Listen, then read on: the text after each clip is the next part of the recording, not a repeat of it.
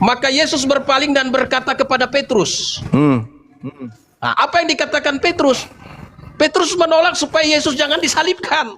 Karena Petrus berpikir dia akan disalib kalau dia pergi di sana. Bukan. Betul? Nah, di ayat 20.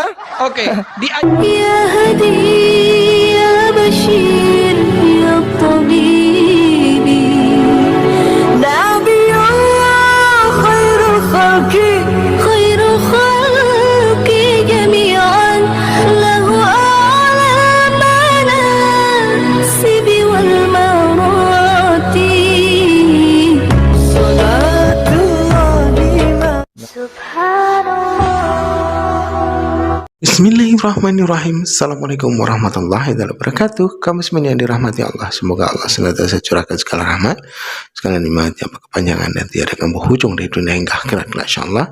Dan Allah pun kumpulkan kita para kaum muslimin di bawah naungan Rasulullah beserta para nabi, beserta para orang-orang yang Allah kasihi, Allah sayangi, Allah cintai insyaallah di bawah naungan Rasulullah kelak nikmat tiada naungan selain daripada naungannya insyaallah. Amin amin Allahumma amin. Kaum muslimin, pada kesempatan pagi hari ini saya akan mengunggah sebuah video di mana video ini mengisahkan tentang bagaimana perdebatan Aki Suma ya dengan seorang pendeta dan ini seorang pastor ya dari Katolik, dan seru ini kaum muslimin, mantap ini. Baik kaum muslimin, demikian videonya. dan mereka menyesatkan banyak orang. Jadi akulah Mesias. Banyak orang akan datang dengan memakai namaku. Nah, yang ngomong ini siapa? Yesus yang telah mati. Yesus yang mati dikuburkan dan bangkit. Yang tadi dikatakan bangkit dari kubur, ini yang ngomong, memperingatkan rasul-rasul yang lain. Gitu. Ini logika sederhana di dalam menalar. Salah Pak Pastor, sorry, saya instruksi. Yang ngomong bahwa memakai nama aku itu bukan yang keluar dari kubur. Jangan Anda nipu, nggak bagus. Sebentar. Ini jelas ini, ya, ketika Yesus di Bukit Zaitun. Ketika Yesus sedang duduk di Bukit Zaitun. Itu belum ada penyaliban itu. Datanglah murid-muridnya kepadanya dan bercakap-cakap sendiri dengan dia, dan mereka katakan kepada kami, bila mana itu terjadi dan apa itu tanda belum kedatanganmu dan tanda kesudahan dunia. Itu belum penyaliban. Jawab Yesus kepada mereka, waspadalah supaya jangan ada orang yang menyesatkan, sebab banyak orang akan datang dengan memakai namaku. Termasuk yang keluar dari kubur. Nah, yang memakai namaku ini siapa? Yang keluar dari kubur memakai nama siapa? Yang ini siapa? Yang keluar dari kubur memakai nama siapa, Bang? Saya kasih tahu, yang tahu benar-benar. Sebentar. Yang betul-betul paham, yang ngomong itu siapa dan merujuk kepada siapa objeknya, itu adalah rasul. Enggak, yang keluar dari kubur ini memakai nama siapa? Rasul bersaksi bahwa Yesus yang ngomong di Matius 24 ini, dialah yang disalibkan, dialah yang mati dan kemudian kubur. Bangkit dari kubur. Yesus itu Pak Pastor, sorry. Yesus itu mengatakan diri. Yesus mengatakan dia tidak akan disalib. Siapa yang katakan? Yesus. Saya bacakan. Matius. Yesus sendiri yang mengatakan itu. Oke, saya buktikan bahwa ini salah. Matius 16. Saya bacakan. Yesus yang mengatakan aku tidak akan mati. Oke, saya bacakan. Matius 16 ayat 21 sampai 23. Ya. Endingnya di 23, silakan. Saya bacakan. Sejak waktu itu Yesus mulai menyatakan kepada murid-muridnya bahwa ia harus pergi ke Yerusalem, menanggung banyak penderitaan dari pihak tua-tua, imam-imam kepala, dan ahli-ahli Taurat, lalu dibunuh dan dibangkitkan pada hari ketiga. Yesus yang ngomong. Bukan Yesus itu. Lah, itu pengantar Matius. Bagaimana itu pengantar? penulis Matius. Bagaimana Yesus yang ngomong. Tetapi Petrus menarik Yesus ke samping dan menegur dia, katanya, Tuhan, kiranya Allah menjauhkan hal itu. Sekali-kali tak akan menimpa engkau. Maka Yesus berpaling dan berkata kepada Petrus, enyahlah iblis, engkau suatu batu sandungan bagiku, Sebab engkau bukan memikirkan apa yang dipikirkan Allah, melainkan apa yang dipikirkan manusia. Yang menolak penyaliban Yesus itu berasal dari iblis. Ini pernyataan Yesus. Oh, salah. Yang ini. dengar. Yang Ada dua ayat. Yang Sebentar. berpikir, dengar Bang. Yang berpikir Yesus akan disalib itu yang iblis. Nah, ini Yesus sendiri yang mengatakan. Iya, yang berpikir, kemudian Matius, sebentar. Yesus akan disalib itu iblis. Makanya Yesus mengatakan, nyala iblis.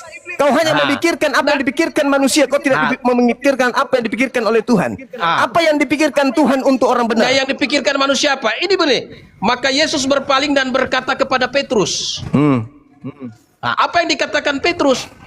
Petrus menolak supaya Yesus jangan disalibkan.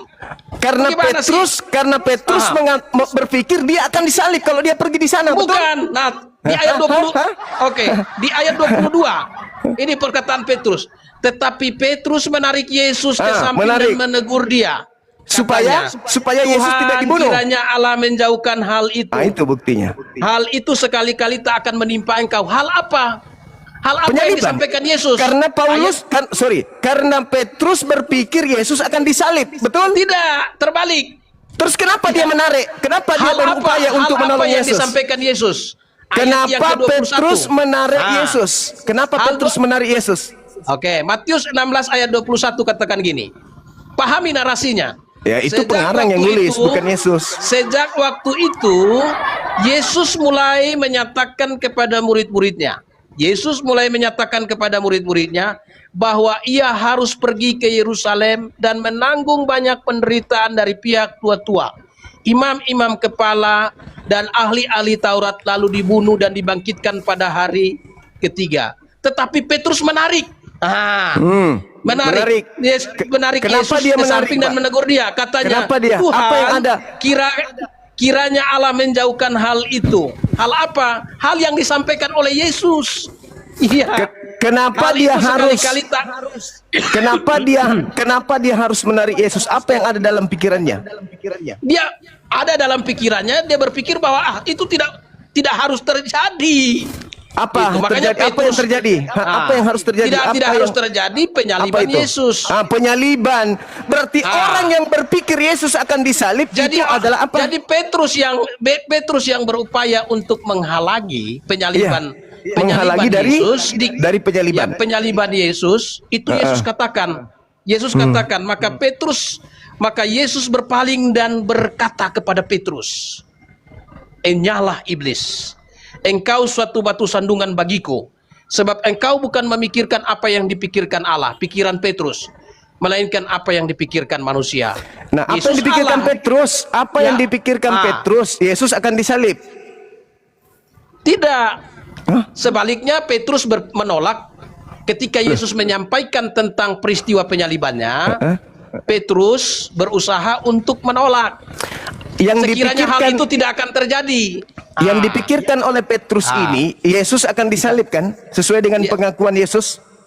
Bukan begitu. Justru Petrus menolak perkataan Yesus. Yesusnya yang Sekarang mengatakan. kan gini, dalam memahami narasinya. yang mengatakan. Sebentar.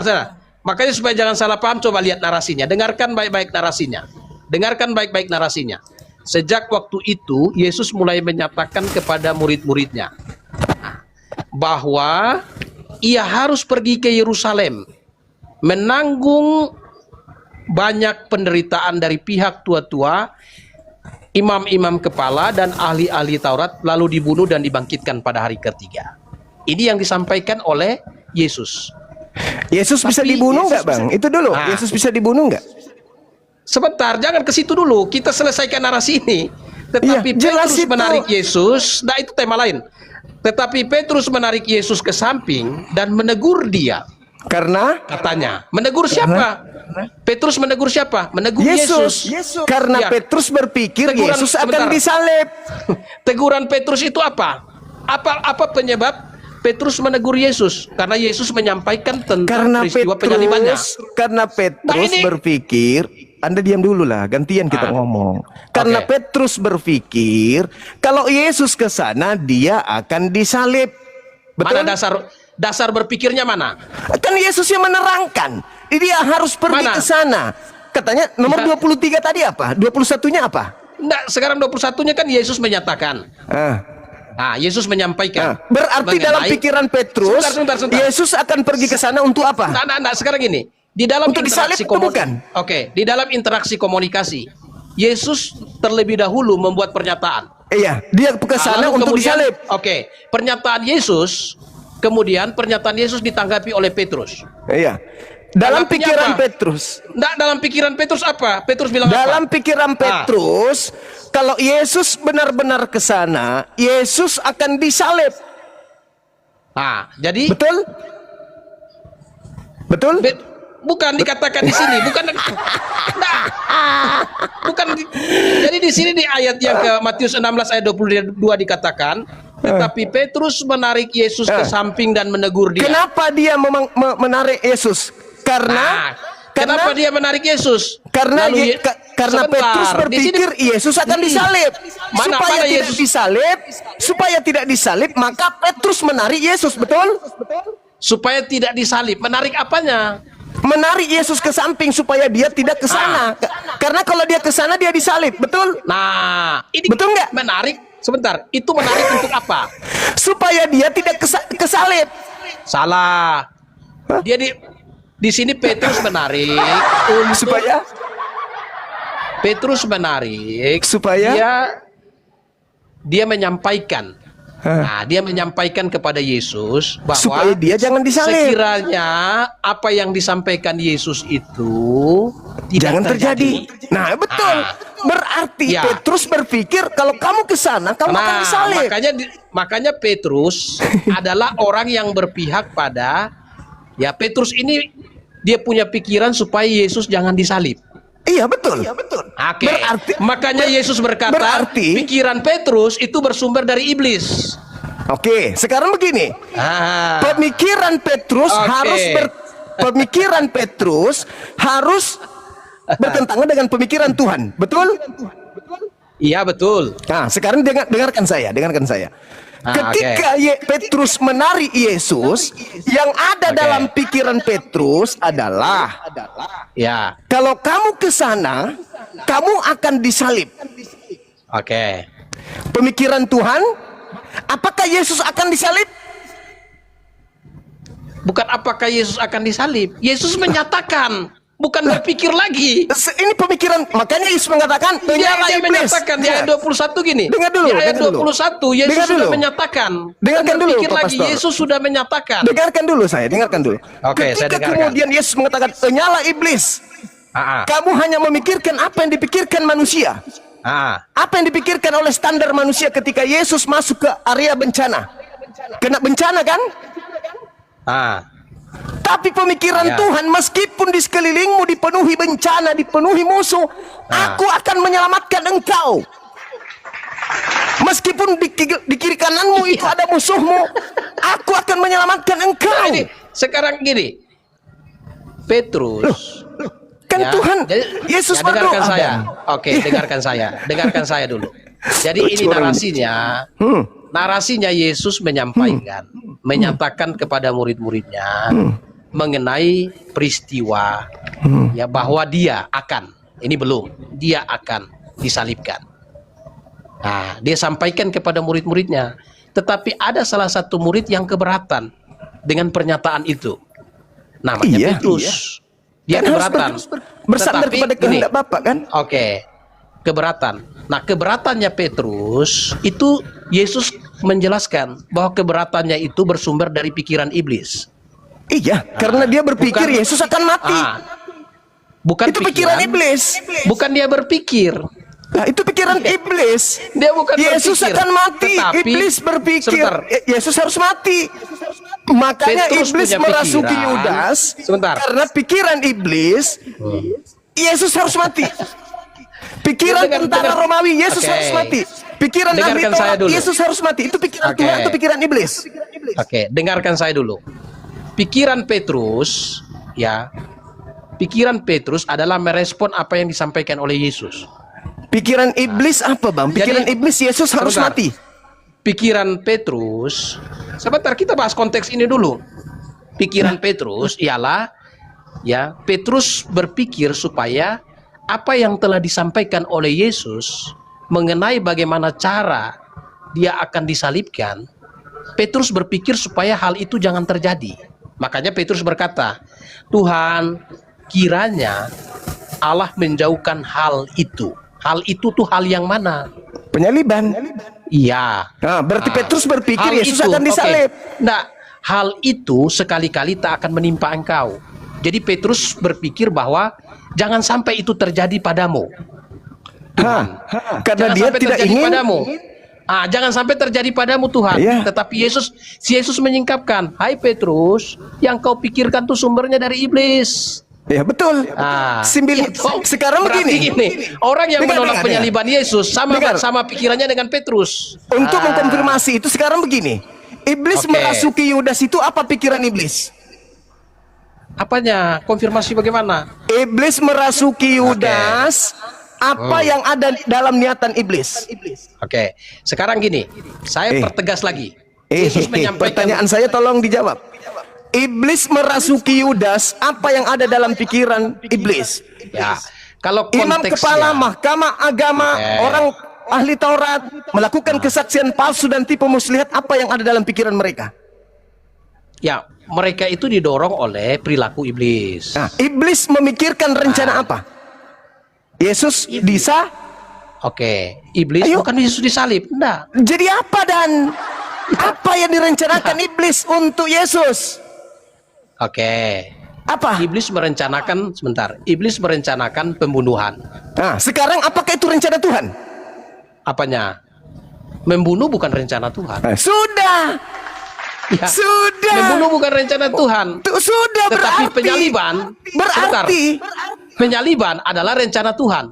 Bagaimana ceritanya pembunuhan penyaliban? Ya, harus penyaliban bedakan itu, antara, Pak Pastor. Enggak segini.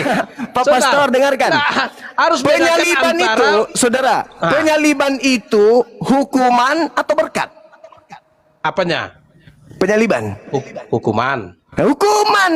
Apakah Tuhan ingin menghukum Yesus? Yesus datang untuk dihukum memang. Di mana dalilnya? Matius 1 ayat 21. Matius Dia 1 ayat 21. Ya jelas. Engkau Yang akan saya memberi minta nama sebentar. dalilnya. Ya, Yang saya dalilnya. minta dalilnya. Matius 1 ayat Yesus 20. Yesus datang itu bukan untuk dihukum. Yesus Siapa datang bilang? untuk didengar. Begitu Mana besar ada? kasih karunia Matius Tuhan akan 20. dunia ini. Oke, saudaraku dengar saya jawab. Aduh, parah ini. Matius Anda mengatakan 20. bahwa iblis Sebentar, dengar saya. Iblis Sebentar. berpikir untuk membunuh Yesus. Apakah narasi- Tuhan juga berpikir untuk membunuh Yesus? Tidak, Oke. kata Anda. Narasi saudara digugurkan oleh pernyataan Yesus. Apa Matius narasi 20 Yesus? ayat 28. Silakan. Sama seperti anak manusia datang bukan untuk dilayani, melainkan untuk melayani dan memberikan nyawanya. Dan memberikan dengar. nyawanya Dengarkan. untuk menjadi tebusan bagi semua. Dengar, Semua bagus. orang. Anda diam, Anda Ya. diam. Saya jelaskan pernyataan Yesus itu. Oke. Anda diam. Orang-orang Yahudi, orang-orang Farisi ingin membunuh Yesus. Apa Berhasil- alasannya? Sebentar. Alasannya. Berhasil mereka membunuh Yesus. Tunggu. Apa Nah, alasannya? Saudara jawab saya. Berhasil Dengar mereka membunuh dulu Yesus. penjelasan saya, Oke, silakan.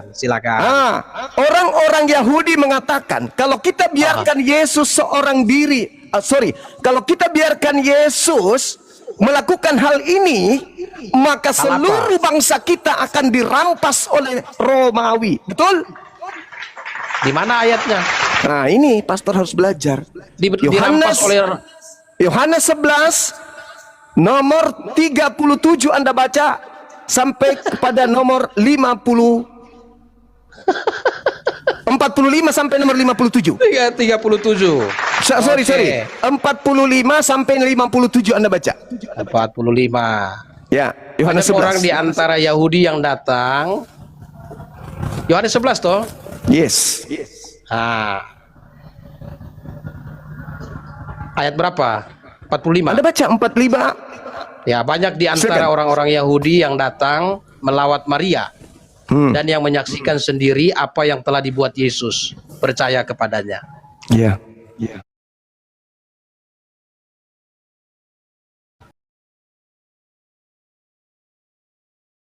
Menceritakan kepada mereka apa yang telah dibuat Yesus itu. Lalu imam-imam kepala dan orang-orang Farisi memanggil mahkamah agama untuk berkumpul Dan mereka berkata, apa yang harus kita perbuat? Sebab orang ini membuat banyak mujizat. Nah, lalu? Terus. Apabila kita biarkan dia, maka semua orang yang percaya kepadanya dan orang-orang Roma akan datang merampas tempat suci kita serta bangsa kita. Nah, itu. Apa maksudnya? Maksudnya gimana? Yesus kalau semakin banyak bermujizat, akan semakin banyak orang percaya kepadanya. Dan orang-orang Romawi, sang penjajah penguasa kala itu, akan datang merampas mereka, merampas tempat apanya? suci mereka, merampas bangsa mereka. Maka demi supaya itu tidak terjadi, Yesus berdoa kepada Tuhannya, Bapak, sekiranya mungkin, sekiranya mungkin cawan ini, sekiranya mungkin cawan ini biarlah berlalu, tapi bukan atas kehendakku, tapi atas kehendakmu. Maka seorang malaikat datang memberikan kekuatan kepada Yesus. Maka ketika Anda mengatakan merelakan dirinya untuk banyak orang, menebus banyak orang, itulah yang dimaksud. Dia rela terangkat ke langit demi untuk menyelamatkan orang-orang Yahudi tidak dirampas oleh bangsa Romawi. Bukan digerek, tapi diangkat ke langit. Itu maksudnya dalil itu. Satu pertanyaan saya. Silakan. Ya, dari yang ayat yang saudara sampaikan tadi, bahwa orang Romawi akan merampas tempat sucinya orang Yahudi. Dan bangsa mereka. Berhasil tidak orang Romawi meruntuhkan bait tidak Allah? Berhasil karena Yesus terangkat ke langit. Tahun 70 Jenderal Titus. Ini Baca bercerita sejarah tentang masa Yesus, Cak Ayu. Ini berbicara mengenai tahun bangsa 70. Yesus. Saya Yesus masih ada nggak di situ? Nah, tahun 70. Yesus masih ada nggak? Iya. Tahun 70 Yesus sudah naik ke surga. Masih ada. Iya, itu makanya. Tetapi kan itu makanya yang saya maksud. Pertanyaan saya tadi, berhasil atau tidak? Pada saat itu tidak. Nah, lalu Yesus terangkat ke langit, merelakan dirinya terangkat ke langit. Berhasil demi tidak? untuk supaya murid-muridnya kemudian tidak berhasil dirampas tidak? pada saat itu. Orang Romawi pada saat itu tidak berhasil. Kenapa? Pada saat kapan? Dengar, orang-orang Yahudi berusaha melenyapkan Yesus, betul? Dengar dulu. Orang-orang Yahudi, dengar. Kalau bicara masa, sebentar. Orang-orang Yahudi berupaya membunuh Yesus, betul? Berhasil? Tidak berhasil. Mantap. Tidak berhasil. Berarti lalu yang berhasil. Keluar dari kubur siapa? Berarti apa? Rencana iblis berhasil atau gagal? Gagal. Mantap. Sekarang yang keluar dari kubur siapa? Apa? Siapa yang keluar dari kubur? Orang-orang Yahudi. Siapa yang keluar dari kubur? Benar. Dengarkan siapa saya. Yang keluar dari kubur? Dengarkan saya supaya saya jawab, siapa saudara. Yang keluar dari kubur? Kan iblis Yesus tidak berhasil. Kristus. Iblis Yesus tidak berhasil. Kristus. Berarti berhasil iblis. Nah, dengarkan saya jelaskan. Berarti berhasil iblis kalau Yesus yang keluar dari kubur, ketepak. Dengar. Saudaraku lebih tenang. Tenangkan saya waktu. Jadi gini, Yesus pada waktu dibawa ke salib. Enggak, kalau dia dibawa ke salib, berarti berhasil iblis. Udah, dibawa ke salib. Udah, Pastor. Habis ini kita lanjut lagi. Tuntutan mati. Sebentar. Dituntut untuk tuntutan hukuman mati. Mereka ingin membunuh Yesus, tapi tidak berhasil. Lalu Yesus tidak berhasil. Yesus menyerahkan nyawanya kepada Bapa.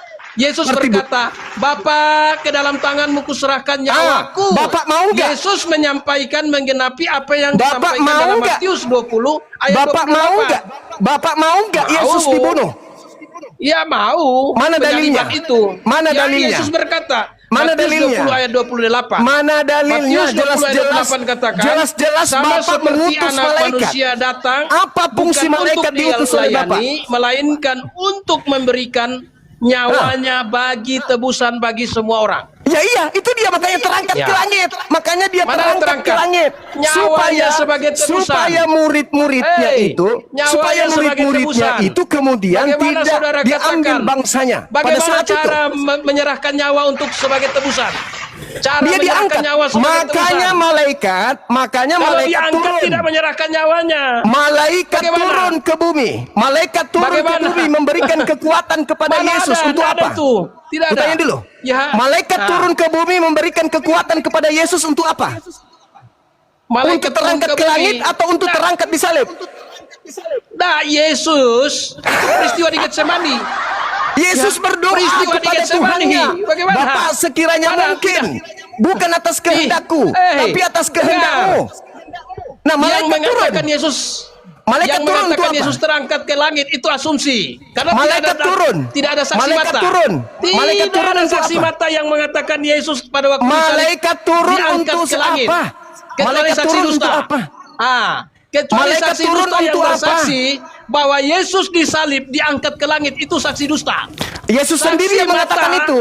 Saksi Yesus mata yang mengatakan menceritakan- itu. Yesus yang Saksi mengatakan itu. mata menceritakan bahwa yang disalib Pastor, Yesus menyerahkan nyawanya. Pastor, Kemudian Yesus diturunkan sendiri yang disalib, mengatakan itu. Dikuburkan. Pastor, Dan hari Pastor, ketiga bangkit dari Pastor, waktu kematian. saya singkat, Pastor. Saya mau sholat Jumat. Saya Yesus juga sendiri waktu yang saya mengatakan singkat. itu. Waktu saya Yesus. singkat.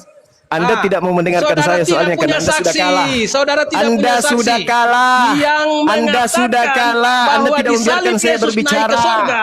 Itu saksi Anda dusta. sudah kalah. Karena saksi Anda mata tidak membiarkan saya mengatakan bicara. bahwa Anda Yesus sudah yang disalibkan menyerahkan Yesus sendiri nyawanya. mengatakan, "Aku Lalu tidak akan mati." Yesus berkata, Anda "Telestai." ini sedang mewakili setan Telestai. yang menginginkan Yesus Kemudian mati. Yesus yang disalib Anda sama oleh Yusuf seperti Arimatea. setan yang menginginkan yang Yesus disalib harus oleh Yusuf mati. Arimatea Sekarang diminta- permasalahannya adalah diminta apakah untuk Yesus dikuburkan berhasil dibunuh dalam oleh kuburan setan? yang Tidak baru. berhasil. Dan itu Tapi Anda disaksikan oleh menginginkan murid-muridnya. keberhasilan itu terjadi Dan pada hari gitu. ketiga dia bangkit Oke, dari kubur. Pak Pastor. Dia Oke, Pak bangkit dari Pastor. kubur. Jadi Oke, yang Pak Pastor. mengatakan Yesus Saya akhiri disalib dulu. naik ke Saya mau surga, ibadah dulu. saya Jangan nyatakan kesurupan. saksi dusta. Jangan kesurupan, Pak Lakukan Pastor. kesurupan. Jangan kesurupan. Nah, saya tidak Jangan kesurupan. Saya Hanya harus saya ibadah memberitahu dulu. saudara yang Saya harus ibadah memberikan dulu. kesaksian. Saya harus ibadah dulu, Pak Pastor. Jangan kesurupan saya dulu. hargai. Satu Nanti lain hal, kali kita diskusi lagi. satu hal yang Anda harus tahu, batu sandungan itu tidak mati. Batu sandungan itu tetap hidup sampai hari ini. Ya. Siapa Oke. yang dimaksud batu sandungan oleh kalian? Sekarang yang dimaksud batu sandungan itu siapa menurut Pak Pastor? Yesus kan? Hah? Yesus. Ya Yesus. Nah, Betul. Yesus itu batu sandungan yang dengan mulutnya sendiri tidak Ya. akan mati. Batu sandungan bagi mereka yang menolak dia sebagai juru selamat. Bukan ke situ, bukan ke situ. Ya, nah, Bukan ke itu situ. satu batu sandungan Yesus bagi mereka itu yang menolak adalah dia sebagai batu juru penjuru. selamat. Mulai lagi dia, mulai lagi. Yesus itu batu penjuru yang tidak mati. Yang menolak Yesus sebagai yang menjadi batu sandungan. Apakah bagi Anda yang percaya menolak bahwa Yesus dengar? sebagai juru selamat? Apakah Anda Salah percaya satunya bahwa Yesus orang-orang itu batu Yahudi, penjuru? Kelompok Yahudi pada waktu itu menolak Apakah Yesus. Anda percaya bahwa Yesus itu batu penjuru? Percaya. Silakan Anda baca Mazmur 118 kalau begitu. Berani enggak?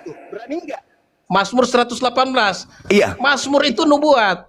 Iya betul, untuk Yesus. Silakan Anda baca. Berani enggak baca? Bagaimana Anda Berani? katakan untuk Yesus? Yesus mengatakan Lukas 24 nomor 44 harus digenapi semua yang tertulis tentang aku di dalam kitab Mazmur. Ya. Tepat. Yang tertulis yang mana? Ya, baca Mazmur 118. Sekarang gini, kan saudara bilang itu kan banyak. Baca. Yang tertulis tentang aku. Waktu saya masih ada 5 menit. Silakan Anda Iya. baca. Mazmur Begini. 118. Nah, Silakan. sekarang gini, saya mau beritahu saudaraku. Mazmur 18 dengarkan. berani Anda baca? Oke, nanti saya bacakan. Silakan Saya sekarang. akan bacakan. Waktu saya sisa 5 cuman menit. Saya mau Oke. ibadah. Saya pakai Silakan 2 Anda menit baca. untuk dengarkan saya, saudaraku. Saya pakai 2 menit untuk dengarkan. Saudaraku, yang memberikan kesaksian bahwa yang disalib itu adalah Yesus. Kemudian Yesus menyerahkan nyawanya. Lalu Pengarang-pengarang Yesus yang kitab Anda kan? menyerahkan nyawanya, dia mati. Lalu kemudian dia dikuburkan, bangkit dari kubur. Hari ketiga, itu saksi mata, saksi peristiwa. Iya, Yang silakan mengatakan aja, silakan. Enggak masalah yang itu. mengatakan Yesus yang disalib naik ke sorga itu saksi dusta, karena tidak ada saksi mata yang mengatakan demikian. Petrus yang mengatakan itu. Ya, Petrus saksi Dan mata. Yesus juga mengatakan itu. Di mana? Silakan Anda baca Mazmur 118 kalau Anda nggak Lah, percaya. kok Mazmur. Justru Yesus yang berkata. mengatakan. Saudara, Loh, saudara, Yesus, dengar. Ini Dengar saya. perkataan Yesus. Dengar dulu. Yesus berkata dia akan Ya. pergi meninggalkan dunia berdasarkan kitab Mazmur atau berdasarkan kesaksian-kesaksian wartawan. Jawab. Apanya? Apanya? Kesaksian wartawan bagaimana? Apanya? Yang Anda katakan tadi banyak saksi-saksi. Iya. Apakah Yesus mengatakan aku akan pergi sesuai dengan kesaksian mereka atau aku pergi sesuai dengan Mazmur? Ayo. Yesus berkata dalam Lukas 24 ayat 44, Yesus berkata, Sesuai segala dengan sesuatu yang tertulis dalam kitab Mazmur harus digenapi kitab tentang aku, kan? nabi-nabi, Tergenapi tentang aku. kitab Taurat, kitab Mazmur, Tergenapi kitab tentang nabi-nabi.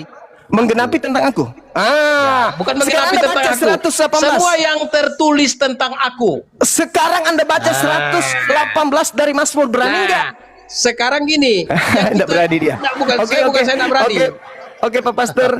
Di Ya, dalam oke lah. Mazmur 118 Yesus nanti. berkata, "Aku Oke. tidak akan Tetapi mati." saya mau kasih tahu, tidak ada saksi mata. Yesus tidak yang butuh saksi. mengatakan Yesus tidak yang mengatakan disalib saksi. naik ke sorga. Yesus tidak pernah Tidak ada mengatakan saksi percayalah mata. kepada saksi. Ya. Yesus Tidak ada mengatakan saksi. bahwa harus tergenapi semua yang tertulis tentang salah. Yesus Matius di dalam 28 kitab ayat Mazmur 19 sampai 118. 20. Yesus suruh pergi bersaksi ke seluruh itu dunia. fakta real. Itu Matius fakta real. 28 ayat 19 Itu fakta sampai 20. real. Yesus Bahwasanya Yesus memerintahkan tidak untuk pernah pergi mengatakan bersaksi ke seluruh dunia. kepergiannya berdasarkan dengan buku-buku itu, tapi berdasarkan kitab Matius Mazmur. 28 ayat 19 sampai 20, Yesus berpesan kepada Berdasarkan murid-muridnya. Mazmur, bukan Pergilah berdasarkan jadikan Matius semua bangsa 28. muridku. Oke, saya kira selesai dulu Baptislah Pak mereka. Pastor. Silakan Anda belajar tentang PR yang saya kasih 118 dari Mazmur ini ya. Terima kasih Anda sudah Sekarang mengatakan bahwa yang menginginkan penyaliban, Saudara yang yang menginginkan pembunuhan mengatakan adalah bahwa iblis. Yesus dinaikkan ke langit, Yang saya minta saksi menginginkan mata. pembunuhan, Namanya Anda tadi saksi sudah itu akui. adalah saksi mata. Anda Yang tadi sudah saksi mengakui peristiwa. bahwa yang menginginkan kematian terhadap Yesus adalah iblis. Mati nggak Yesus? Mati. Tidak ada. Berarti berhasil. Tidak. Berhasil iblis Bukan membunuh menginginkan. Yesus. Iblis Oke. berniat untuk membunuh Yesus. Berhasil nggak? Tidak berhasil. Berarti yang keluar dari kubur siapa? Mengapa? Mengapa tidak berhasil? Udah. Bukan ke situ. Oke. Jawabannya mengapa? Oke, saudara. Oke. Mengapa? Saya Karena pamit dulu, saya Yesus mau ibadah. menyerah- Sama-sama membawa hukum baru. Sama-sama membebaskan kaumnya. Sama-sama menghantam semua hukum-hukum jahiliyah yang ada di hadapannya. Ayo. Nabi Musa kemudian memberikan tanah Kanaan. Nabi Muhammad memberikan tanah Mekah. Dah. Nabi Musa kemudian pengajaran yang memberikan Baitul Maqdis.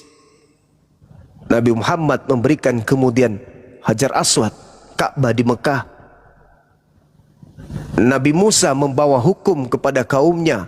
Nabi Muhammad membawa hukum untuk kaumnya. Musuh-musuh Musa ditaklukkan. Musuh-musuh Nabi Muhammad dihancurkan. Jelas itu. Musa membawa hukum, Nabi Muhammad membawa hukum. Musa membawa kitab, Nabi Muhammad membawa kitab. Musa berperang, Nabi Muhammad berperang. Nabi Musa dalam tekanan, Nabi Muhammad dalam tekanan. Nabi Musa menang dari tekanan, Nabi Muhammad menang dari tekanan. Nabi Musa diterima kaumnya, Nabi Muhammad diterima kaumnya. Pernah ditolak kaumnya, Nabi Muhammad pernah ditolak kaumnya. Apa yang tidak sama seperti Nabi Musa? Meninggalnya sama. Apa yang tidak sama? Kitabnya sama. Terlontar dari lisan dua nabi tersebut. Ya. Apa yang beda? Nabi yang sama seperti Nabi Musa. Bismi anuki. Nabi itu akan mengucapkan atas namaku. Dalam Ibraninya. Ulangan 18. Dalam Al-Quran, Bismillah. Lalu, apa yang beda? Hanya kedegilan, ketegaran tengkuk. Lalu melemparkan kemudian kebenaran itu di belakang pundaknya. Sehingga gengsi untuk menerima Nabi yang sama seperti Nabi Musa. Tak lain dan tak bukan adalah baginda Rasulullah Muhammad sallallahu alaihi wasallam. Wa man azlamu mimman iftara 'ala Allahil kadhiba wa huwa yud'a ila Islam. Itu kata Quran. Ketika masih ada orang hari ini mendengarkan tentang Islam dan mengatakan Islam itu dan masih menceritakan tentang Allah sesuatu yang tidak benar, setelah Islam datang kepadanya, maka mereka dihitung orang-orang zalim. Wa man azlamu mimman iftara 'ala Allahil kadhiba wa huwa yud'a ila Islam. Siapakah yang lebih zalim daripada orang yang mengada-adakan kebohongan tentang Allah padahal dia diseru kepada agama Islam? Anda bingung, mana yang Tuhan? Bapa, Yesus, Roh Kudus. Tapi Islam datang menyeru tentang Allah, tapi Anda tidak mau menerima itu, maka Allah mengatakan, wallahu la yahdil qaumaz zalimin. Allah tidak memberi petunjuk kepada mereka kaum yang zalim. Anda zalim, Bung. Zalim terhadap diri Anda sendiri. Contoh kezaliman yang sederhana yang Anda lakukan. Anda tidak mau menyentuh original teks kitab saudara, sementara saudara sendiri sadar bahwa lebih valid original teksnya daripada terjemahan. Tapi Anda mau hidup di terjemah. Itu zalim namanya. Zalim. Apa Anda kira Anda hidup menjadi batu? Apa Anda kira hidup Anda itu selama-lamanya? Tidak, Bung. Detik demi detik, menit ke menit, menjadi jam, jam menjadi hari, menjadi minggu, menjadi bulan, menjadi tahun, sampailah Anda membusuk dalam kubur. Hari ini Anda masih bisa tersenyum, masih bisa melenggang tersenyum. Kenapa? Karena masih ada pilihan antara Anda mau meluk Islam atau Anda tetap dalam kekufuran. Masih tersenyum. Tapi ketika ajal Anda sudah dicabut oleh Allah, tak ada lagi senyum, karena tak ada pilihan. Anda hanya berurusan dengan akhirat, tidak bisa Anda balik. Kalau sekarang Anda masih bisa berpikir Islam Kristen, Islam Kristen, kalau aku masuk Islam aku nggak bisa makan babi lagi dong. Aku masuk Islam nggak ada perpuluhan lagi dong. Aku masuk Islam aku disunat. Aku masuk saya, Pak. Aku masuk Islam berarti, waduh bahaya ini. Mending aku di sini. Itu masih ada pilihan. Tapi ketika kematian sudah datang, apa Anda pikir masih bisa memilih? Enggak. Salah memilih dalam hidup ini, kekal di neraka. Itu kuncinya. Anda dilahirkan menjadi seorang Kristen. Saya dilahirkan menjadi seorang Muslim. Apakah Anda akan berpikir Tuhan itu pilih kasih? Tidak. Apa buktinya? Anda Anda Kristen dari lahir, saya Islam dari lahir. Saya ditakar perbuatan saya, kemudian diselidiki. Pekerjaan saya kemudian diteropong oleh pencipta langit dan bumi. Ketika saya melakukan A, dosa. Ketika saya melakukan B, amal. Sehingga syarat dalam kehidupan saya itu cenderung jatuh kepada kemaksiatan. Tetapi Anda, tidak ada perintah, wahai orang-orang kafir, lakukanlah puasa sebagaimana orang terdahulu melakukan puasa. Wahai orang-orang kafir, sujudlah kamu sebagaimana orang-orang terdahulu sujud. Gak ada perintah itu. Anda bebas. Mau merasakan apapun silakan. Mau makan apapun silakan. Mau minum apapun silakan. Mau bersetubuh dengan siapapun silakan. Anda bebas. Tak ada perintah Tuhan kepada Anda. Anda yang membuat-buat perintah sendiri. Jangan begini. Kata siapa itu? Siapa yang membuat? Ya Anda sendiri. Aturan agama internal Anda sendiri. Paulus lah yang membuat aturan itu. Tapi bukan Tuhan yang mengatur Anda. Anda lebih menghambakan diri kepada manusia daripada Tuhan. Ketika hari ini Anda bersyahadat, la ilaha illallah Muhammadar Rasulullah, maka segala dosa-dosa yang pernah Anda lakukan putih bersih, nol. Dan amal-amal perbuatan baik yang pernah Anda lakukan selama Anda hidup masih tetap diperhitungkan oleh Allah. Anda tidak memiliki dosa seketika ini, hari ini juga, saat ini juga. Saya mungkin ada dosa tadi siang. Anda bersih. Itulah keistimewaan orang yang mu'alaf. Membawa kemudian tumpukan-tumpukan amal kebaikan ketika dia menjadi non-muslim. Begitu masuk Islam, dosa-dosanya yang lalu-lalu dihapuskan. Amalan-amalan baiknya tidak dihapuskan. Subhanallah. Anda jauh. Hebat kan? Berarti Allah itu adil. Sekarang permasalahannya, adakah Anda ingin melembutkan hati Anda? Adakah Anda ingin menggunakan akal? Anda jatuh pada kategori wallahu la yahdil qaumaz zalimin. Allah tidak akan memberi petunjuk kepada kaum yang zalim. Anda zalim, Bang. Anda tahu Yesus manusia. Anda tahu kitab Anda bukan firman Tuhan. Anda tahu kitab Anda hanya terjemahan. Anda tahu Yesus tidak memberikan validasi terhadap kitab saudara. Tapi Anda rela hidup di situ, mengajarkan keturunan saudara, anak saudara, istri saudara, cucu saudara, sama halnya Anda adalah seorang pembinasa yang berdarah dingin.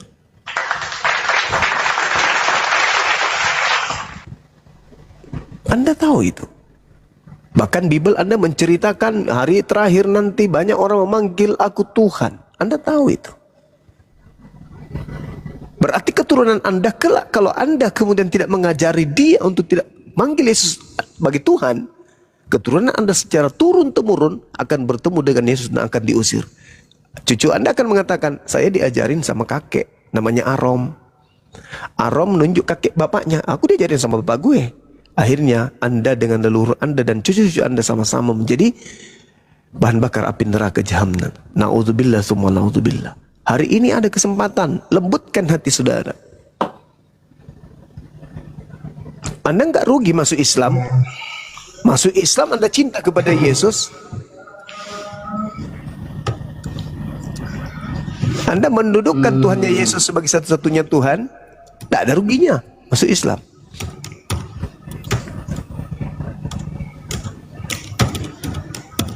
Gimana ya Bang ya? Mungkin untuk saat ini bertanya aja sih Bang. Mau menunggu sampai selesai Natal kali. Bang Duma ini gawat kalinya, nggak begitu.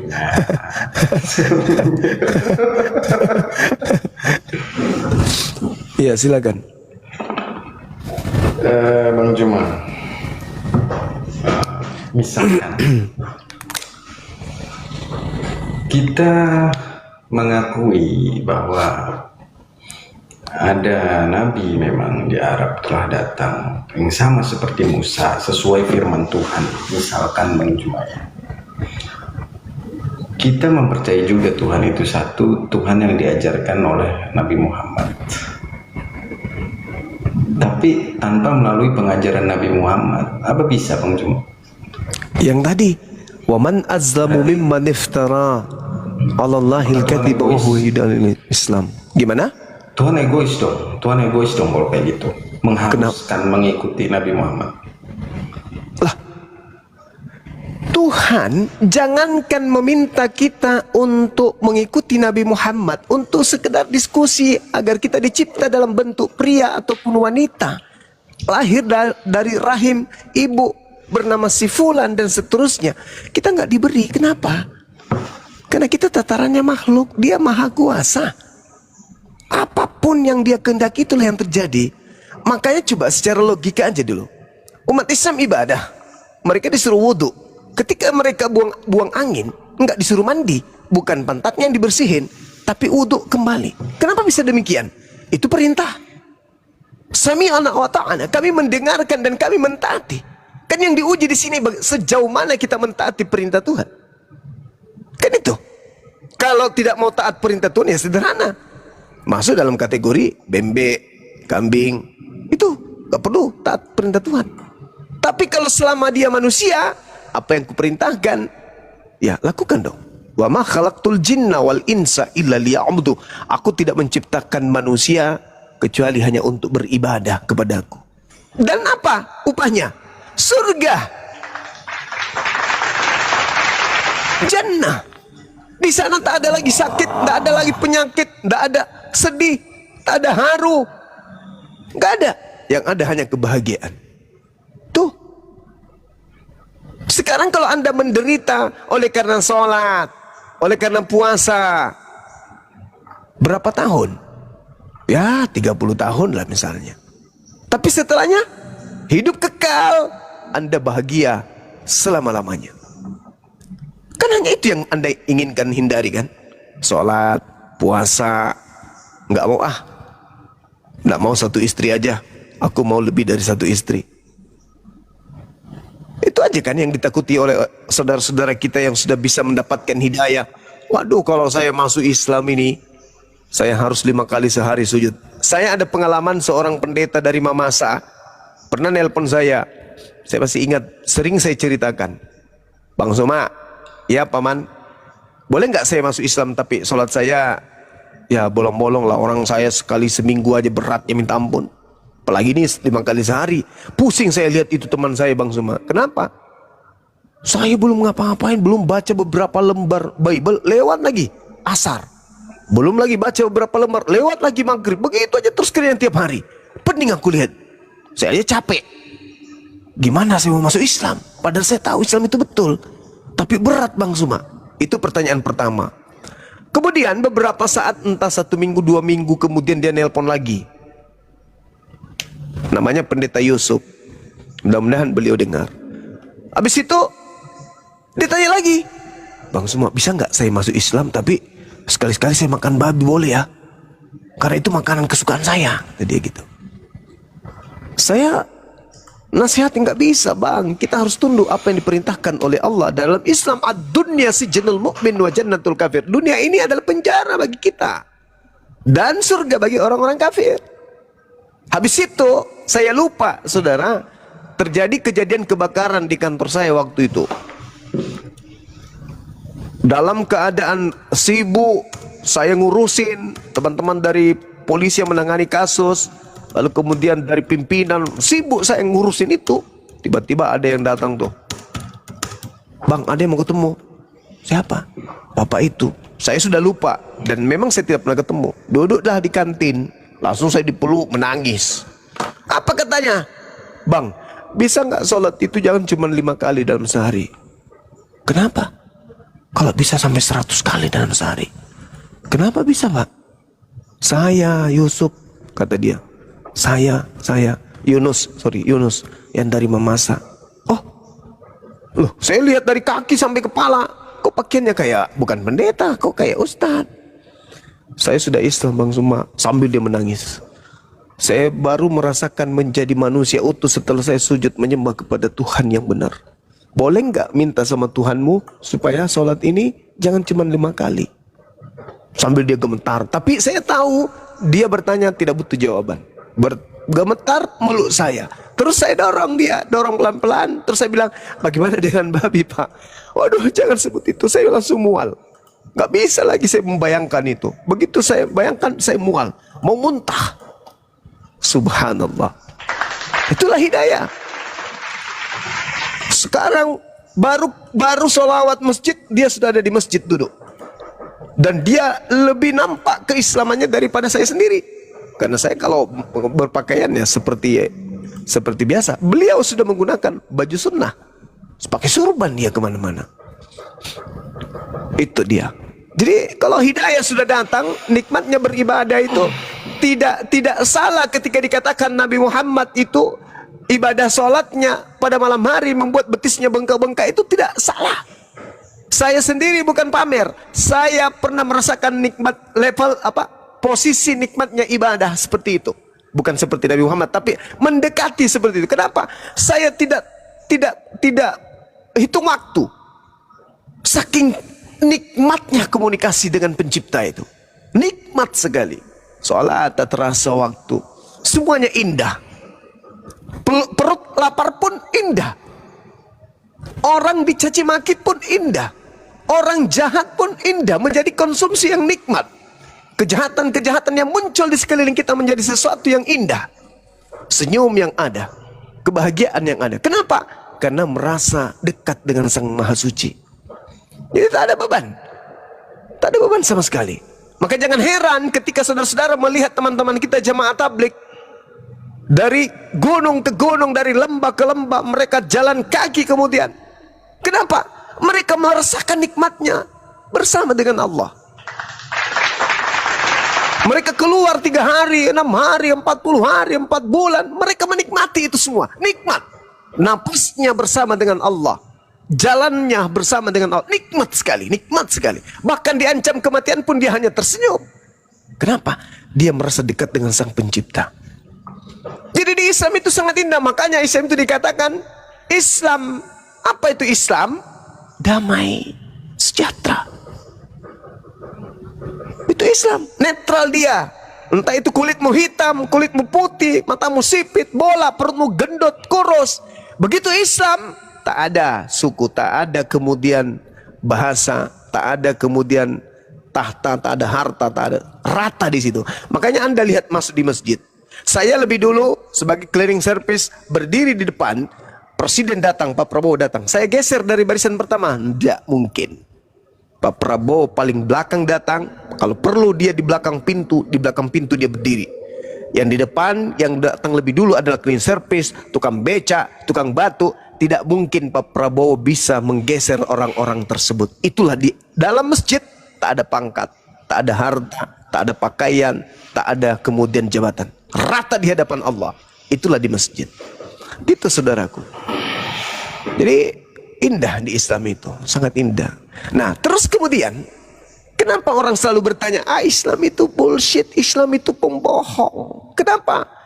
Mereka itu menyembah sesuatu yang tidak ada. Nah, justru karena Tuhan kami itu ada dan posisinya sebagai Tuhan, bukan ada sebagai benda. Kalau ada sebagai benda, maka dia harus diwujudkan. Tapi karena dia ada sebagai Tuhan, maka dia meliputi alam semesta. Sanurihim fil afaq. Sanurihim ayat fil afaq. Itu jelas itu. Jadi ketika kemudian kami menyembah kepada Allah, bukan hanya sekedar ritual sujud, ruku, berdiri, enggak.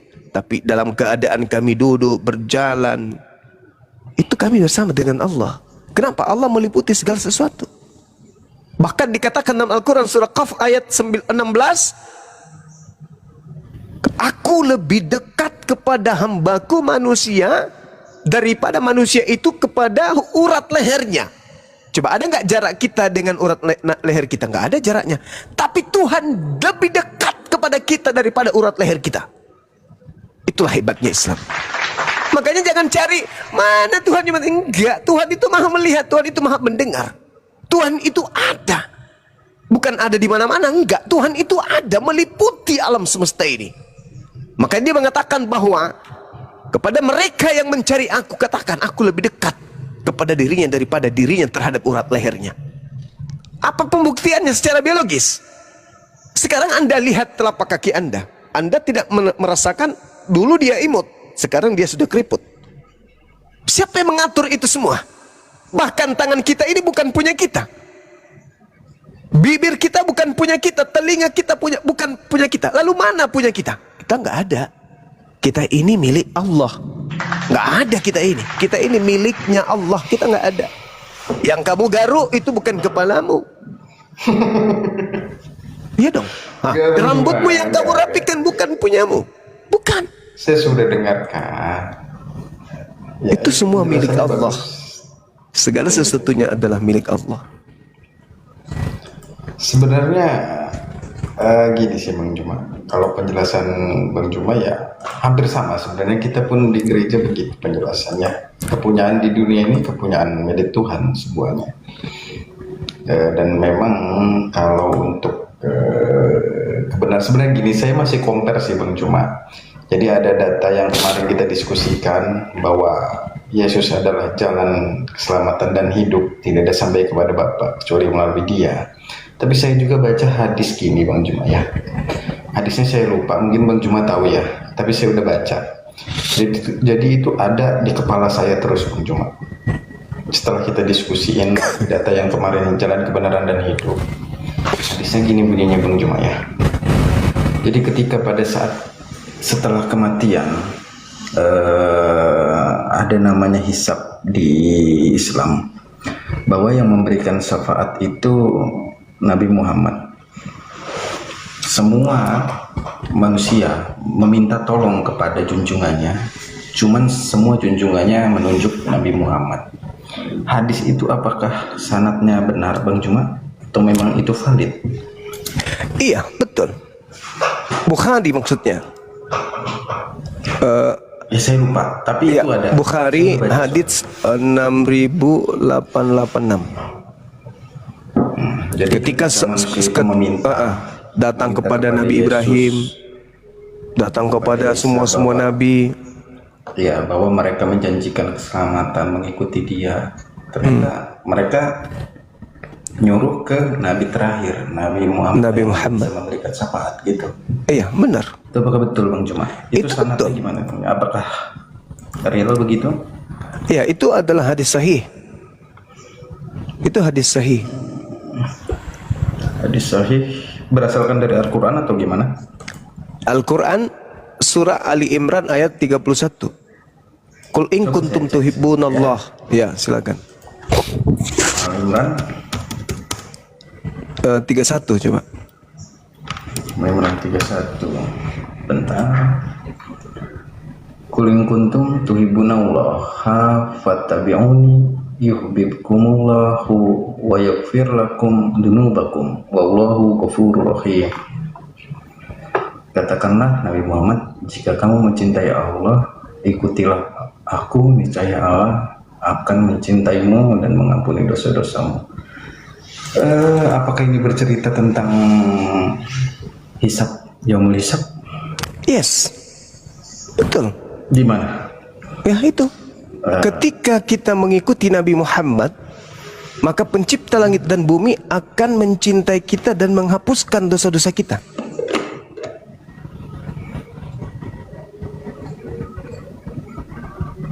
Fattabi'uni. Ini Allah sendiri yang ngomong. Ya, kul itu perintah kepada Nabi Muhammad. Katakanlah kepada mereka. Kemudian di dalam Al-Quran surah At-Taghabun ayat 9, Allah Subhanahu wa taala menjelaskan. Bismillahirrahmanirrahim. Yauma yajma'ukum liyaumil jam'i dzalika yaumut taghabun. Ingatlah hari ketika Allah mengumpulkan kamu pada hari perhimpunan, yaitu hari kiamat. Itulah hari pengungkapan dosa-dosa. Siapa yang beriman kepada Allah dan mengerjakan kebajikan, niscaya dia akan menghapus dosa-dosanya dan memasukkannya ke dalam surga. Mereka kekal di dalamnya selama-lamanya. Itulah kemenangan yang agung. Zalikal fawzul azim.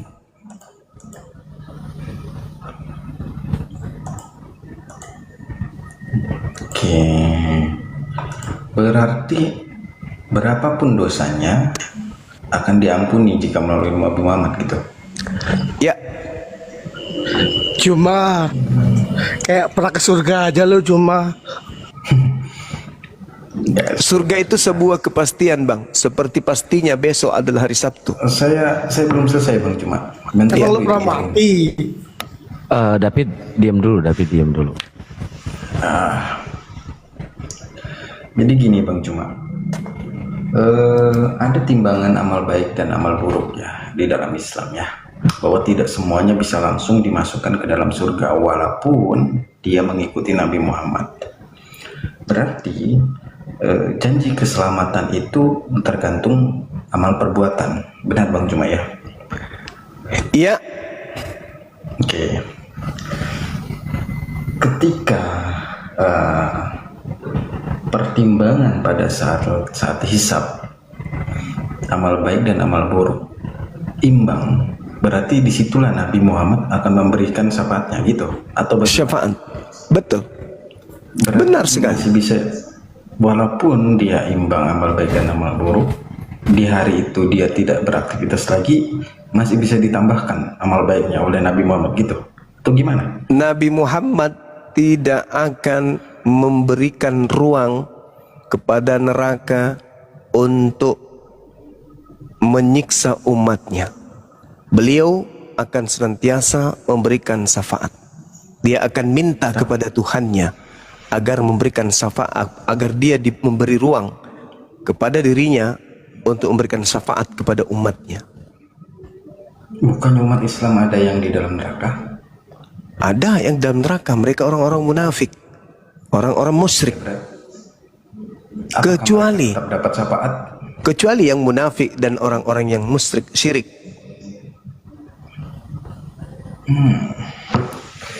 Saya masih belum nyambung ini Bang Juma. Jadi gini, Bang Juma Iya. bilang tadi tidak akan disentuh api neraka untuk umatnya Nabi Muhammad. Itu yang pertama. Tapi di sisi lain umat Islam pun ada yang di neraka.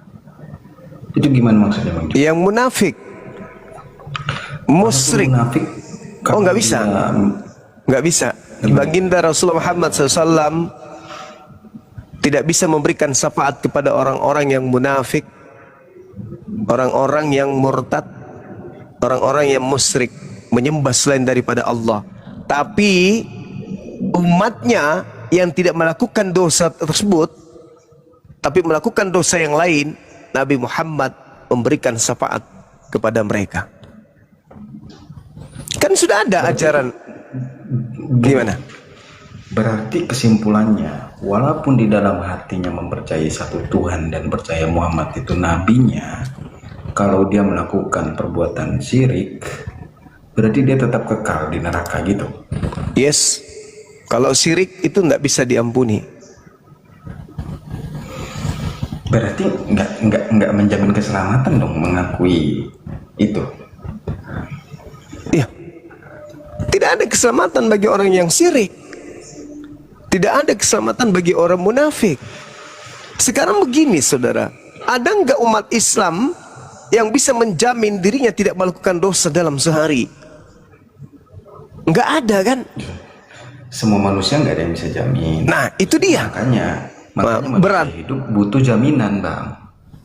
Tidak ada yang bisa menjamin bahwasanya kemudian Yesus berarti Yesus tidak menjamin bagi yang percaya.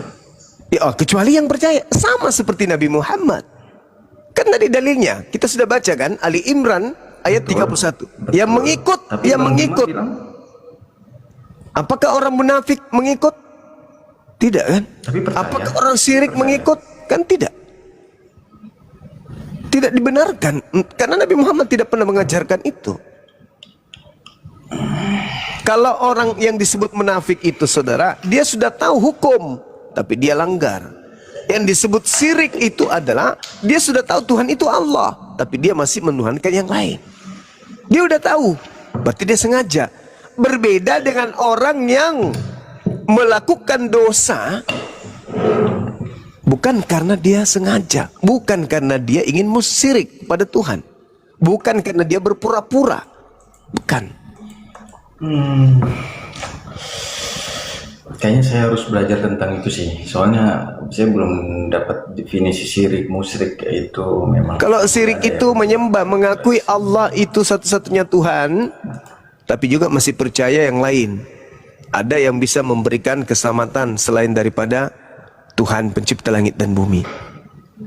Ada yang bisa memberikan rezeki selain daripada Tuhan. Misalnya dia sholat, tapi terkadang juga dia pergi ke kuburan minta nomor di sana untuk pasang nomor apa itu namanya syirik. Itu yang enggak diampuni oleh Allah. Kemudian yang disebut berarti ngerujuk ke data tidak boleh ada ilah lain selain Allah. Ya betul, nggak boleh ada ilah lain selain daripada Allah. Kemudian disebut munafik, dia sholat hanya untuk disanjung orang, dia bersedekah hanya untuk pamer ke orang, dan begitu seterusnya. Orang munafik diberi kepercayaan kemudian berkhianat, berjanji berdusta. Itu orang munafik, berpura-pura, kamuflase, hanya ingin menipu orang.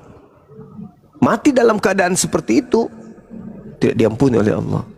Orang-orang munafik itu tempatnya paling rendah di neraka. Berarti yang dibutuhkan oleh Nabi Muhammad adalah umatnya yang tulus. Kalaupun dia jatuh dalam dosa, dia kembali bertobat, menyesali perbuatannya.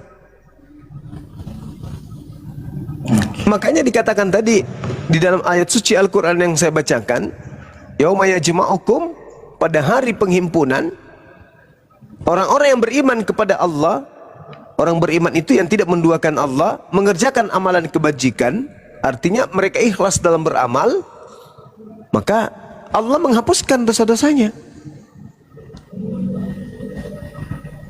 lalu memasukkannya ke dalam surga. Satu-satunya nabi yang menjelang kematiannya menyeru kepada Tuhannya terkait umatnya hanya Nabi Muhammad. Ummati, ummati, ummati, umatku, umatku, umatku.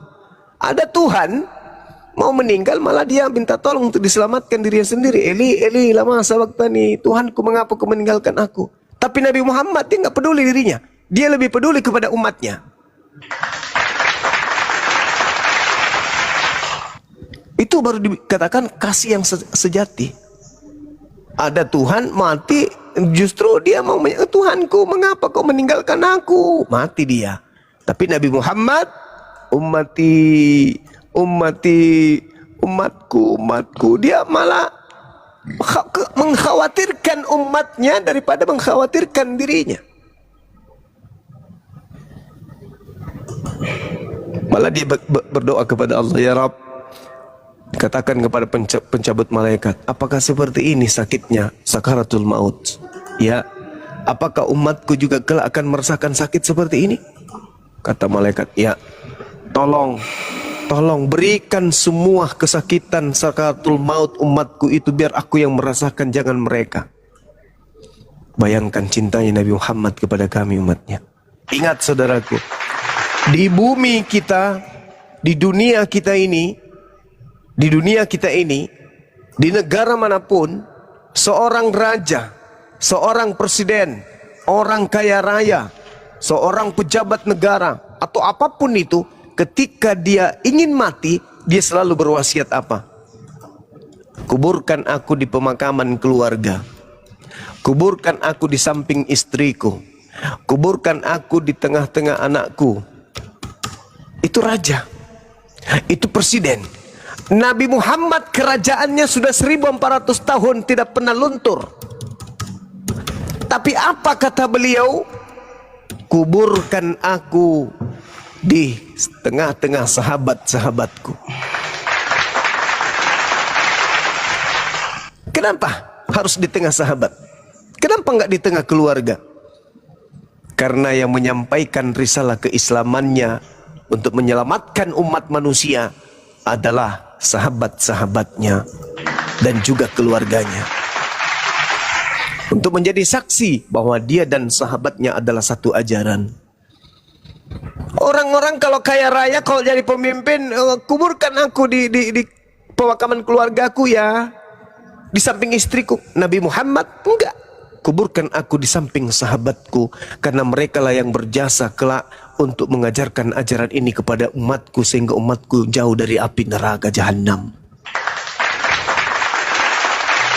Satu-satunya manusia yang mati, mayatnya tidak diinginkan kemudian oleh orang-orang sekampung, orang-orang banyak sekelilingnya untuk jangan dikuburkan. Hanya beliau. Secantik apapun orang yang mati, seganteng apapun orang yang mati, sesayang apapun kemudian kita terhadap orang yang kita cintai dan mati, tidak pernah kita mengatakan, jangan kau kuburkan mayatnya, biarkan dia mayatnya membusuk di sini. Tidak ada itu. Tidak ada. Baru satu malam juga orang mati yang paling kita sayangi ada di rumah sudah mulai merindingkan. Apalagi malam kedua, malam ketiga. Nabi Muhammad, para sahabatnya nggak mau. Gak mau, jangan kau pergi, jangan kau makamkan jasad beliau. Saking cintanya orang-orang terhadap Nabi Muhammad, sampai mayatnya pun masih dicintai. Begitu harumnya akhlaknya, begitu harumnya kemudian petua-petuanya, begitu indahnya ajarannya, sehingga orang sekelilingnya tidak rela. Jangankan beliau, mayatnya pun tidak rela ditinggalkan oleh beliau, oleh mereka. Mereka nggak mau, mereka nggak ridho. Saking cintanya. Datang kita, orang yang hidup 1400 tahun setelahnya, dia kan pedofil, dia kan tukang kawin, dia kan begini. Halo, emang lu sesamaan dengan dia? Baca kitab di mana lu? Nuduh beliau seperti itu, memfitnah seperti itu.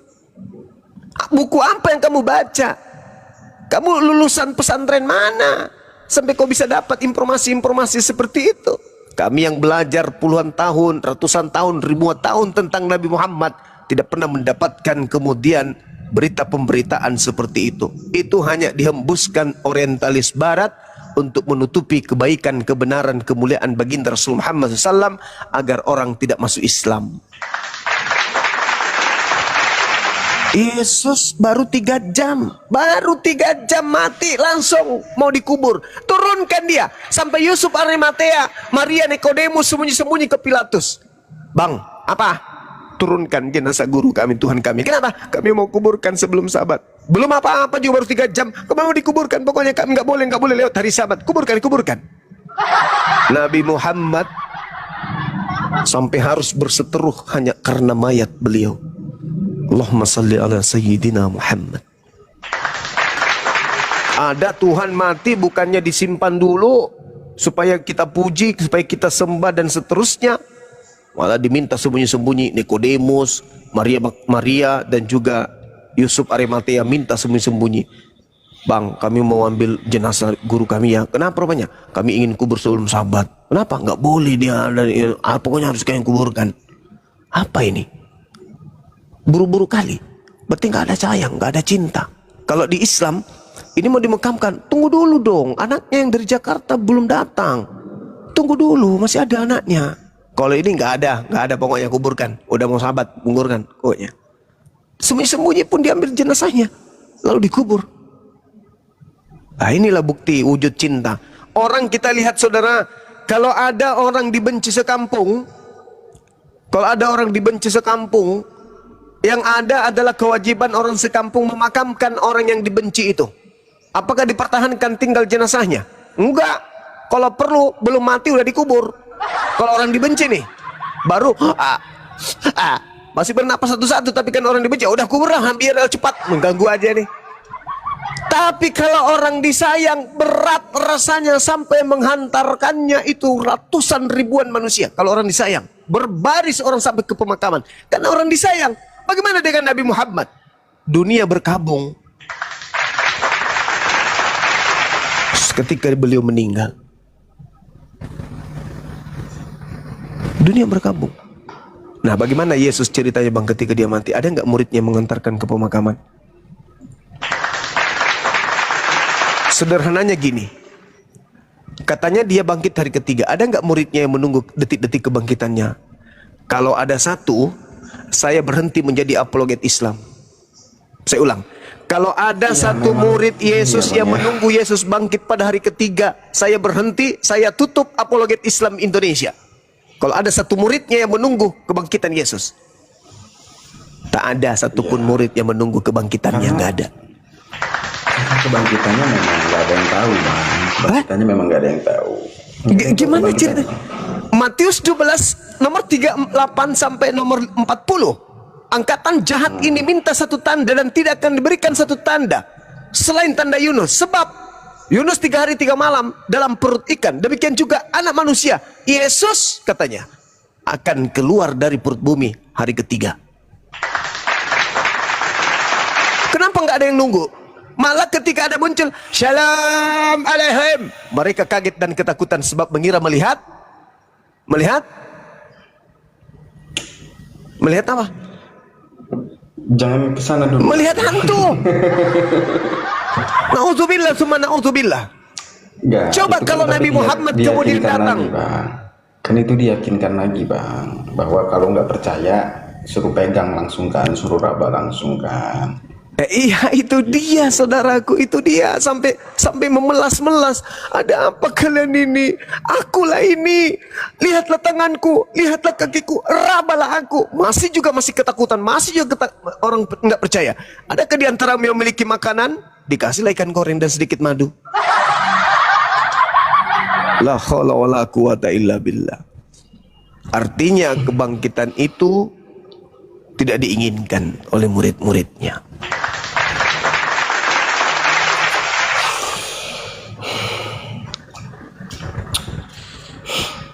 Orang kalau gini bang, orang kalau punya kejahatan akan dilupakan orang tersebut meskipun dia punya kebaikan-kebaikan. Contoh dalam kehidupan kita keluarga kita nih, orang tua kandung yang melahirkan kita bergabung menyebut namanya itu paling setahun, 2 tahun, 3 tahun, 4 tahun, 5 tahun, 6 tahun, 7 tahun. Aduh, itu hebat kali. Ada biasanya membacakan doa orang tuanya surah Yasin setiap Jumat. Malam Jumat bacakan orang tuanya kalau di Islam Al-Quran. Bertahan berapa bulan?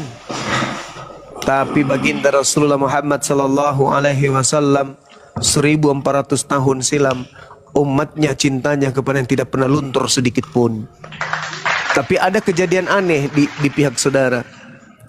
Katanya sayang kepada Yesus, tapi marah kepada umat Islam yang membela Yesus, yang mengatakan Yesus tidak ditampar, tidak ditonjok, tidak diludahin, tidak ditelanjangin, tidak digantung, tidak ditombak, tidak dibunuh. Marah kepada umat Islam.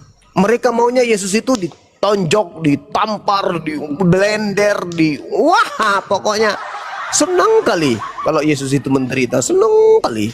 Senang kali. Andaikan di kitabnya orang Yahudi ada yang lebih parah dari Yesaya 53, bilur-bilurnya, andaikan saja ulat-ulatnya, itu juga dijadikan untuk Yesus.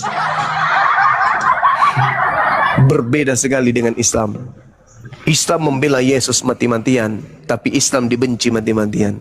Yahudi membenci Yesus mati-matian sampai ingin membunuhnya, tapi Yahudi disanjung dan dipuja mati-matian. Kan aneh. Islam yang memuliakan Yesus, Islam yang dibenci. Yahudi yang membunuh Yesus, Yahudi yang dipuji. Aneh kan?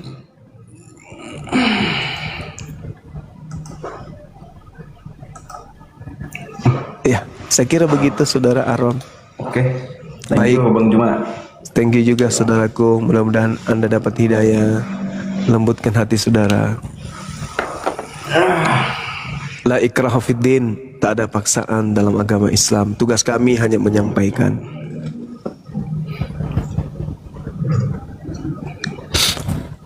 Oke, teman-teman silakan. Bang Handi, mungkin Dinda Ardiansa.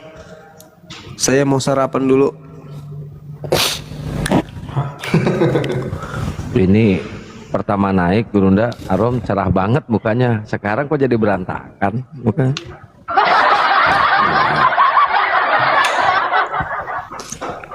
Beliau otaknya berfungsi, kawan.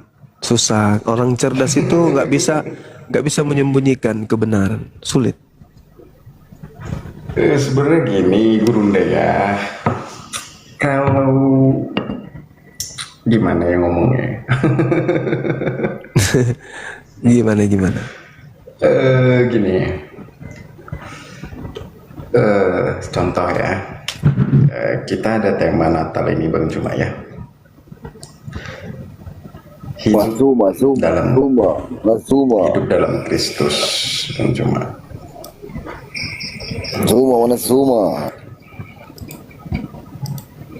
Jadi saya temukan beberapa data literasi tentang ayat-ayat kalau untuk hidup dalam Kristus untuk tahun 2026 agak kesulitan memang jujur saya, tapi ada sih data yang saya dapatkan, cuman harus butuh literasi banyak, cuman tetap menyangkutnya itu tetap ke hadis yang ada pada Islam. Itu saya jujur saya Bang. Iya. Bahwa memang kita nggak bisa lepas dari pengajaran Islam ya, perihal kehidupan beragama dan perihal iman untuk mendapatkan kehidupan kekal. Masih banyak data-data yang kita bawa dari sudut pandang Islam. Itu memang sulit terlepaskan. Bahkan beberapa pun saya tanya, ada nggak literasi di dalam kekristenan sendiri untuk mendapatkan pengajaran real dari pribadi Kristen sendiri gitu. Tapi memang belum dapat sih, belum ada sih. Itu sih. Iya. Menarik. Ya, jadi ke pendeta-pendeta semua itu sebenarnya dapat literasinya dari pengajaran Islam. Iya.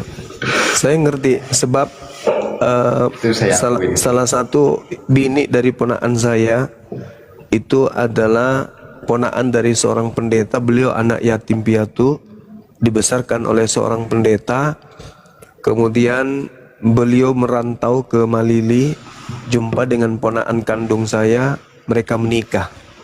Saya jumpa, bahkan saya sampai hari ini alhamdulillah saya masih pelihara mereka.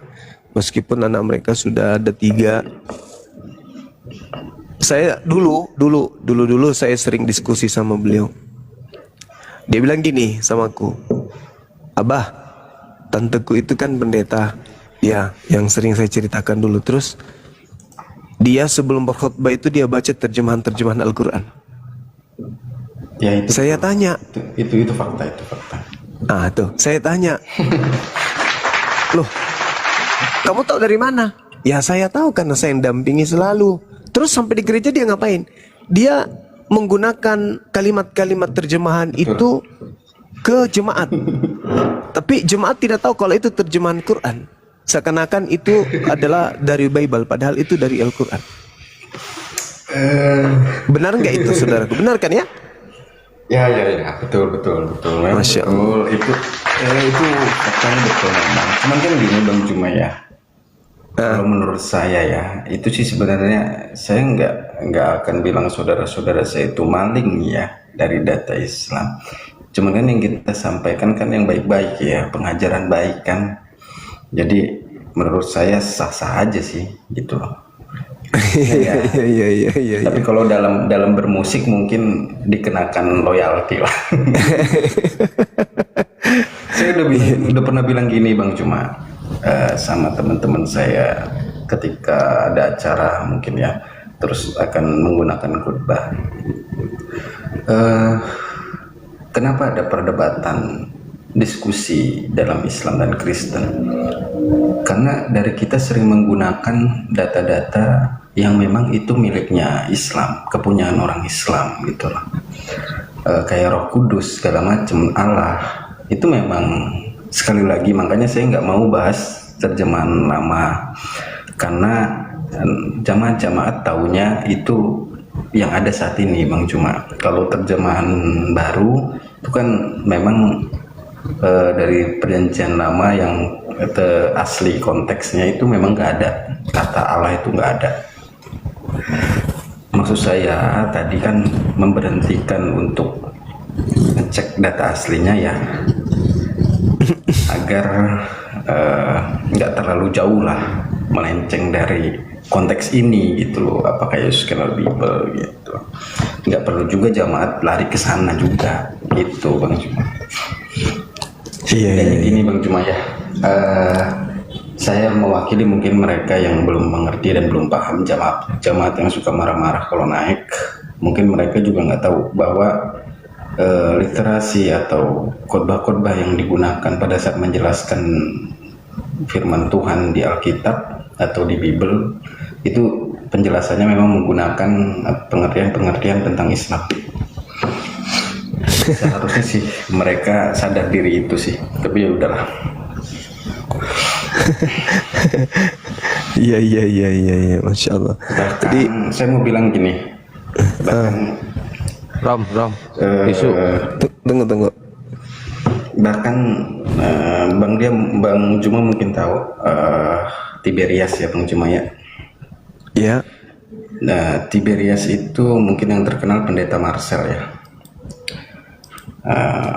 Konfirm aja ke pendeta Marcel bahwa memang literasi yang digunakan pada saat khutbah minggu itu firman Tuhan cuma 2 yang dibawa. Tapi kenapa bisa sampai setengah jam atau 1 jam dia di atas mimbar? Ya karena itu membawa literasi atau pengertian-pengertian yang ada di hadis atau di silsilah dari umat Islam. Sejarah kebudayaan Islam itu dibawa, biasanya gitu.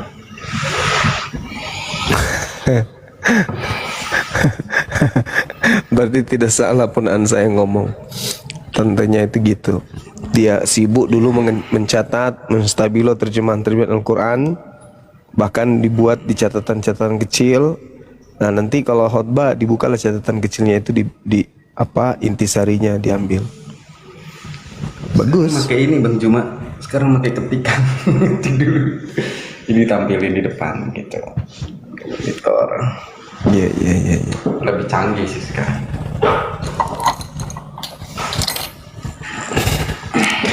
Oke. Mungkin saya ngopi dulu ya. Ngopi Bang Juma. Saya juga ngopi. Iya. Tindar Diansa, Bang Andi, monitor. Yang lain, Bunda Rahma.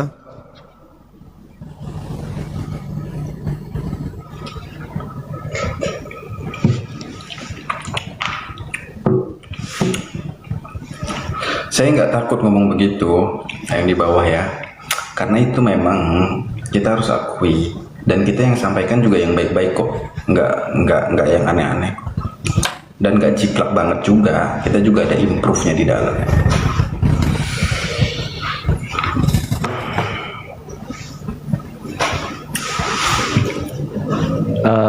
Rom, lu kan jemaatnya lumayan agak banyak juga, apakah lu nggak takut didengar sama jemaat lu? Ada beberapa jamaat yang udah tahu kok. Gitu, kayak kemarin waktu debat sama Bang Juma. Betul, karena memang apa ya,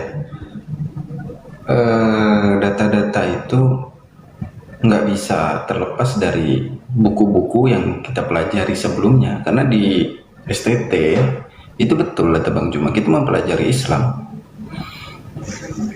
Jadi kita tahu literasi-literasinya.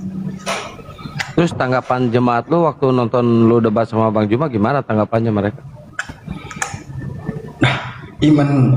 Iman Kristen itu kuat, Kang Kian. Jadi mereka patokannya Alkitab terjemahan, bukan Alkitab original teks. Jadi walaupun disajikan original teks, tetap mereka nggak bakal nerima. Yes, karena tertulis di terjemahan begitu. Terus menurut lu sendiri ini terjemahan ini asli apa gimana? Jangan paksa saya untuk lari ke sana lah. Enggak, Ya. gua minta kejujuran lu aja. Jangan sampai lu menuhankan LAI. Ini direkam kok. Enggak. Nih tisu dulu. Mau tisu? Enggak, jadi gini, kita punya sebenarnya kitab-kitab yang lama atau original teks juga ada sebenarnya. Cuman nggak mungkin kita baca di mimbar kan itu. Kenapa nggak mungkin? Ya zaman nggak ngerti kok bacaannya gimana. Enggak, harusnya kalau dibacakan dulu kayak di Islam, Al-Qurannya dulu dibacakan dulu baru terjemahannya. Apakah nggak bisa kayak gitu? Nggak bisa gitu. Kita kan ada pujian-pujian di dalam gereja, nggak cukup waktunya.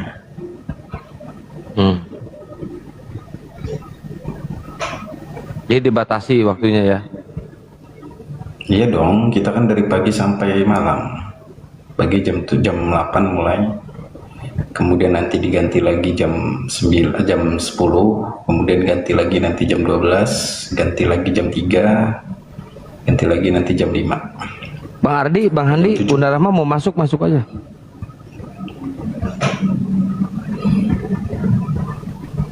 Berat, Paman.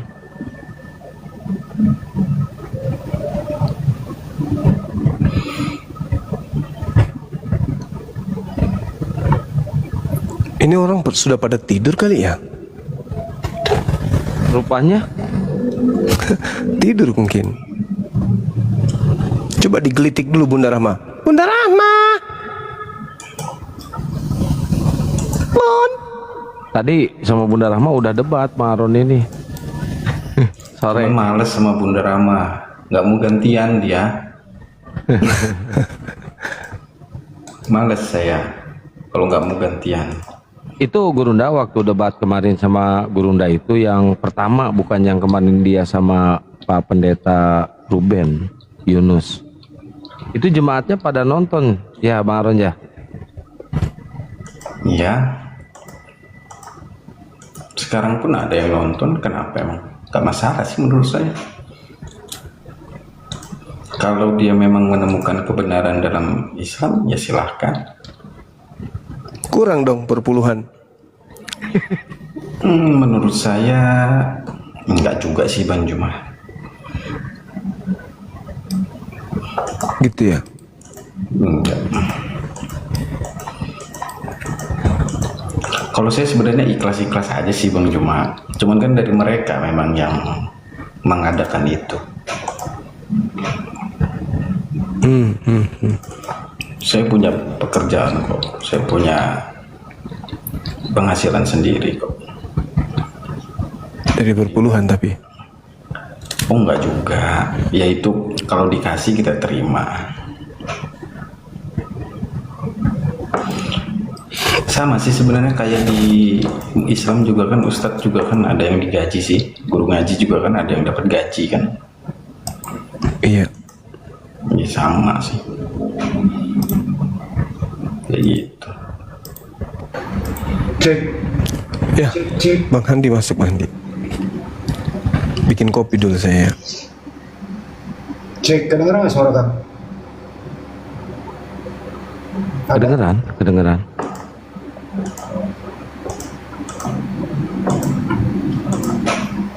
Masuk Bang Handi.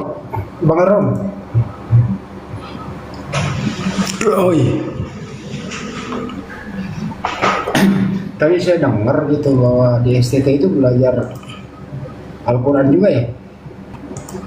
Belajar saya udah khatam 2 kali Al-Quran, Bang Andi. Oh, yang mengajarkan Al-Quran itu orang mana? Iya ada lah, nggak perlu ini juga lah Bang Andi. Maksud gua orang mana, Bang?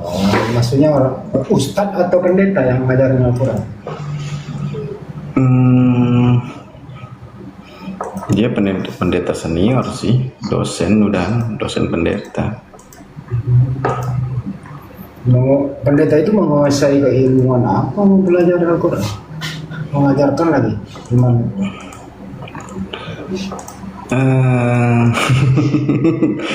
Jangan bahas itulah. Cukup tahu aja kalau kita belajar juga. Jangan-jangan dia cuma mempelajari terjemahannya aja, Bang. Dia nggak ngerti membaca originalnya gitu loh. Oh, kalau saya. Nah, demikian tadi Kamus Mine, yang dimana perdebatan itu berlangsung, dan ya seperti biasa Kristen berputar-putar ya.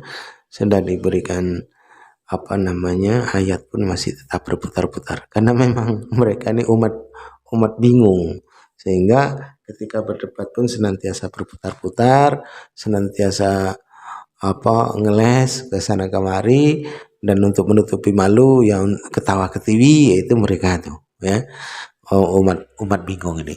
Nah, untuk Akhi Zuma sendiri, karena memang kadang kita ketika berdebat itu memang kalau lawannya ini ngengkel ya seperti itu ya. Jadi seperti Akhi Zuma tuh kadang terbawa emosi kalau ketika berdebat ya, dan lawan debatnya tuh memang menguras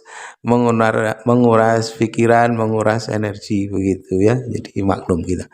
Baik kaum muslimin, mungkin hanya itu saja yang dapat saya sampaikan, dan saya Iri Bdusani. Wassalamualaikum warahmatullahi wabarakatuh. يا هدي يا بشير